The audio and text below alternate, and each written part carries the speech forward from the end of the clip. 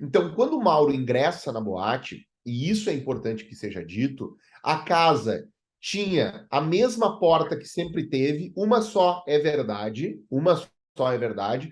Isso não é um problema, Bruno? Bom, depois de uma tragédia, é evidente que nós podemos dizer que o ideal seria que aquela casa tivesse 10 saídas. Isso seria o ideal. Agora, a liberação de um estabelecimento ela não é medida pelo número de portas, mas pela dimensão da porta e quantas pessoas passam num determinado intervalo de tempo. Isso é chamado em arquitetura de unidade de passagem. E é isso que a prefeitura leva em consideração. Isso é importante que se diga, não é obra nem de Mauro e nem de Elisandro, porque a boate tinha proprietários anteriores que contrataram um arquiteto para fazer isso. Então, isso, todo mundo que já fez alguma reforma sabe como é que funciona. Essa questão técnica é responsabilidade do próprio arquiteto, tanto que ele assina uma anotação de responsabilidade técnica, por isso, uma ART. As obras precisam ser feitas com uma responsabilidade de um profissional. E não era lei obrigatória você ter duas portas. É só isso De que você maneira alguma. mudou, que a porta teria que ter uma dimensão de tamanho, que por conta do número de pessoas que pudessem estar dentro desse ambiente, elas pudessem sair no momento de necessidade. Exatamente. O senso comum, o seu, o meu, de quem nos assiste, todo mundo vai concordar que seria muito melhor ter mais portas. A grande questão é que não se exigia à época. E eu faço questão de frisar, principalmente para quem nos assiste que não conhece Santa Maria, que a Boate Kiss, ela não era uma boate que ficava numa região distante, periférica, que a fiscalização não passasse perto. A Boate Kiss ficava no quarteirão onde estava sediado à época o gabinete do prefeito municipal. Ficava a 1,5 quadras da sede administrativa da prefeitura. Então todo mundo sabia o que acontecia lá. Era um lugar absolutamente central, totalmente acessível a qualquer fiscalização.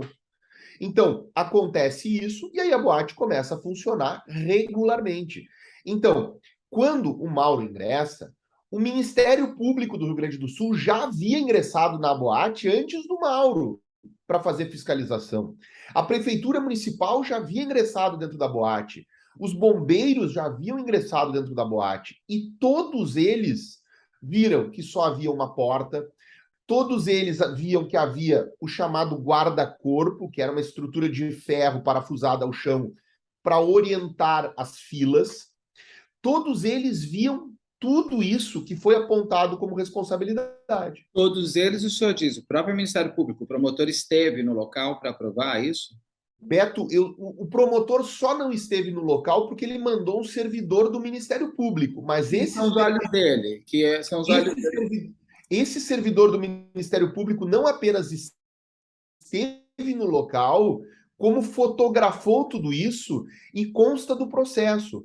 Por uma curiosidade, que são aquelas ironias do destino, a foto que identifica a única porta e o guarda-corpo, ela foi impressa em cores exatamente sobre o timbre do Ministério Público. Então, quando essa foto é projetada, no fundo aparece o timbre do Ministério Público do Estado do Rio Grande do Sul.